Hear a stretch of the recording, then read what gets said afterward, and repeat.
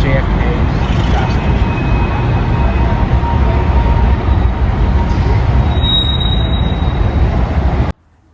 On November 22nd, 1963, JFK was shot 3 times from that very window on the 6th floor of the Union Book Depository. I'm here at the Oklahoma City National Museum and Memorial.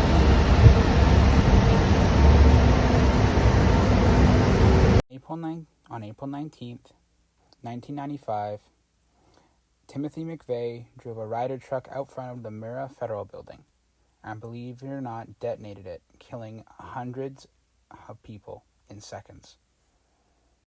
This would become known as the Oklahoma City bombing, the biggest domestic terrorist act in all of American history, done by one man in about 2 minutes.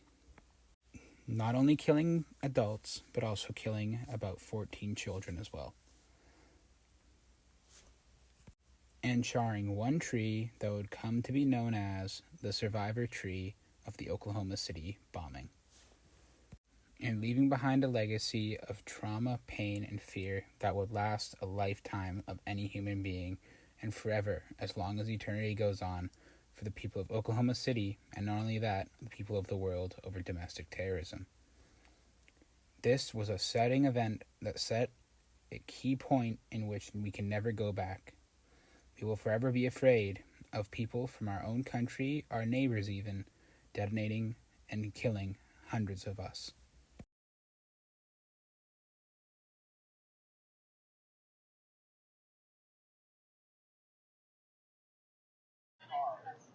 Welcome to the Woody Guthrie Center.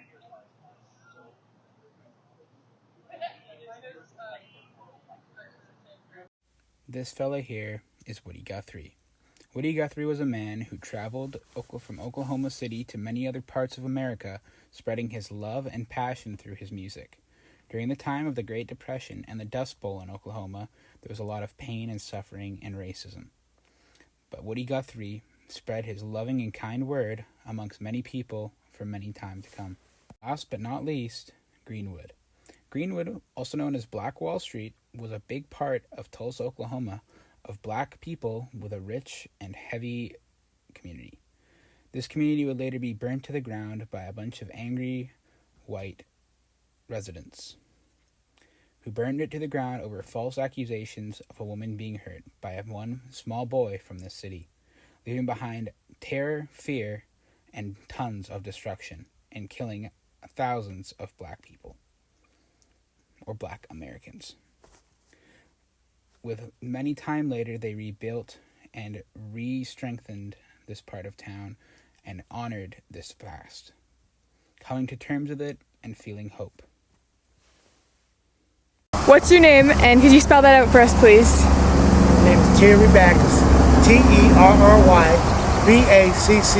I am a sovereign citizen of the Muscogee Creek Nation.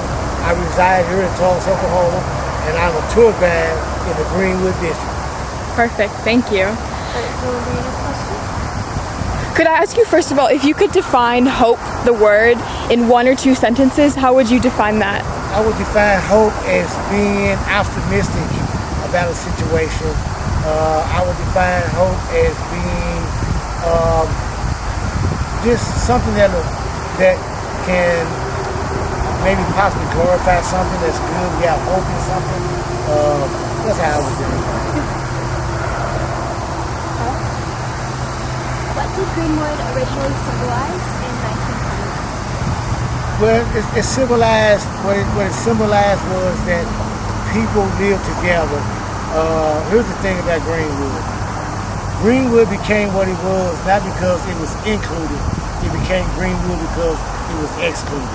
And so it was excluded from the normal society, but it built a society within itself. It became what it became.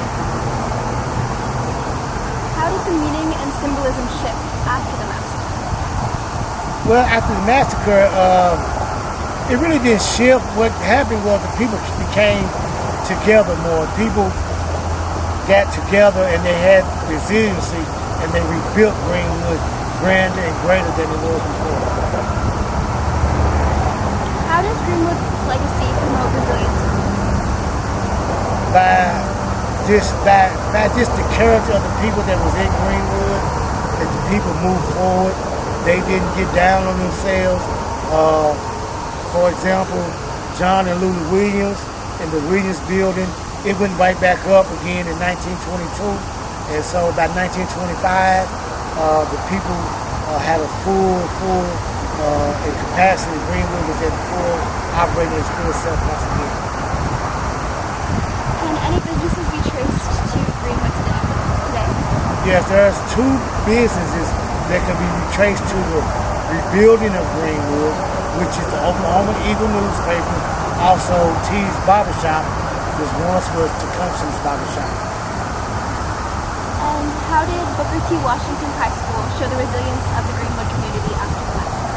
That the people, that they came together. I mean, Booker T. Washington High School put out some of the great people of our society, whether they was in Tulsa, Oklahoma, all over the world. You know, there were scientists, there was surgeon generals, there was people who crossed the color barrier in golf by the name of Bill Spiller.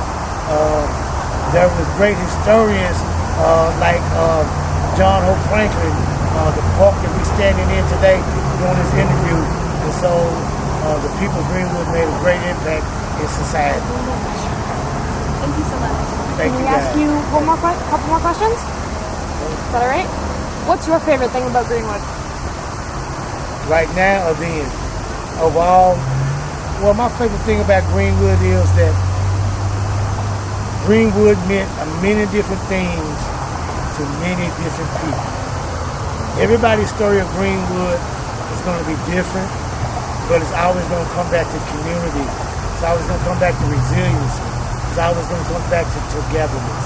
And so that's, for me, that's the greatest thing about Greenwood to me, that it meant many different things to many different people. If you could go back to the day of the massacre itself and say like one thing to the people who committed the massacre, what would you say to them? Shame on you. Yeah. Shame on you.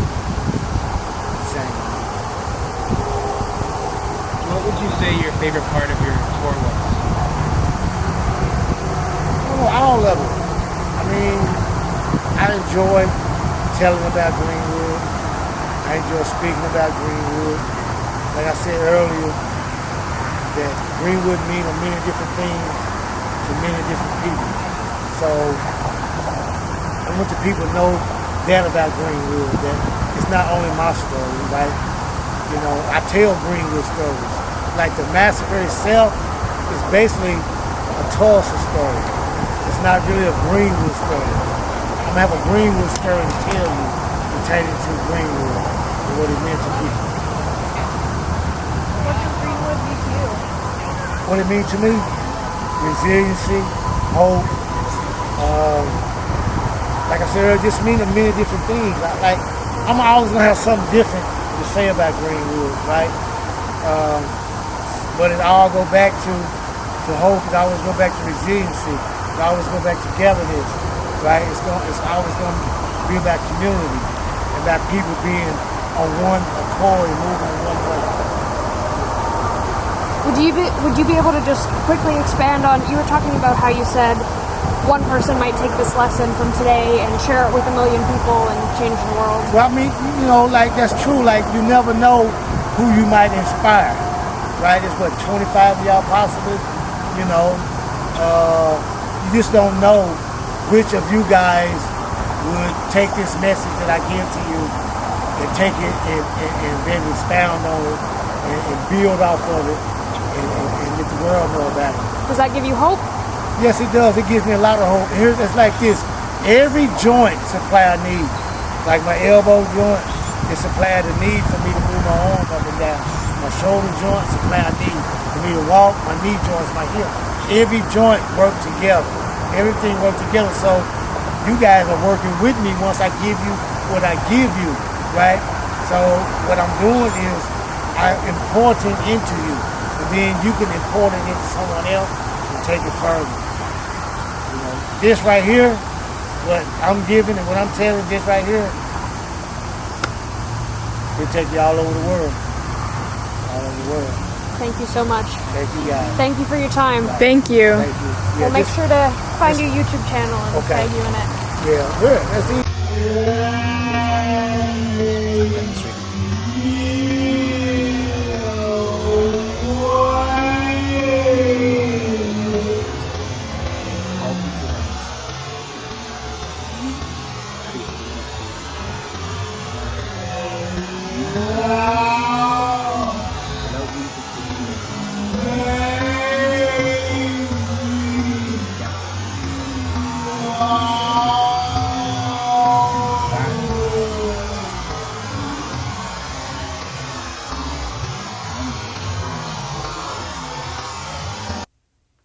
At that time, she reached forward to grab the bulge on the outside of the jacket and spinning him around, saying, "Get your hands up, turn around." One of our agents went to the Greenland Hotel.